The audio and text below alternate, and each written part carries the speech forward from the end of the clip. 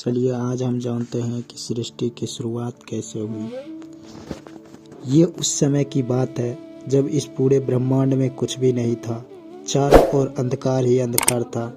तब एक जलती हुई आग की लौ प्रकट हुई, जिससे एक क्षीर सागर में शेष नाग के ऊपर स्वयं भगवान विष्णु जी प्रकट हुए। फिर उनके नाभि से एक कमल का पुष्प निकला और उनके ऊपर स्वयं ब्रह्मा जी प्रकट हुए। वे चारों ओर इधर उधर देखने लगे। फिर वे कमल के तने या डंडी में घुसकर बहुत भ्रमण करने के बाद भी कमल की टहनी के अंत तक नहीं पहुंच पाए। फिर वापस आकर इधर उधर देखने लगे तो भगवान विष्णु जी को देखकर बोले, चलो कोई तो मेरे बाद आया। फिर वापस में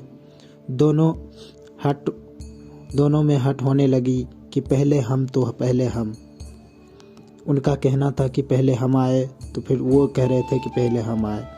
फिर अचानक से एक आवाज़ आई कि पहले कौन आए, और दोनों ने एक जलती हुई आग की लौ प्रकट देखे।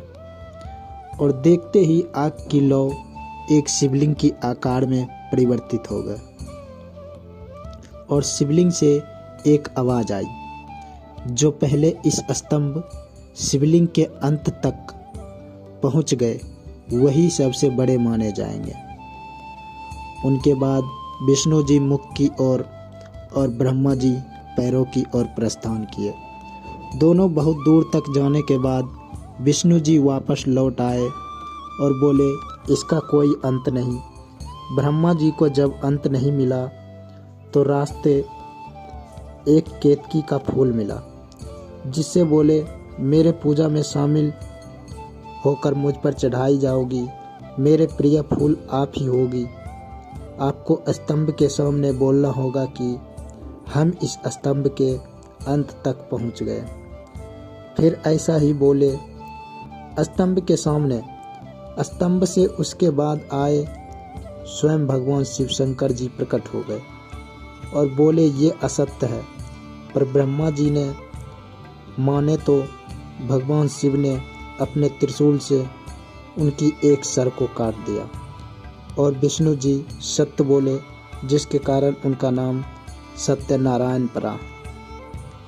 बोलिए सत्यनारायण भगवान की जय। ओम नमः शिवाय, ओम नमः शिवाय, ओम नमः शिवाय।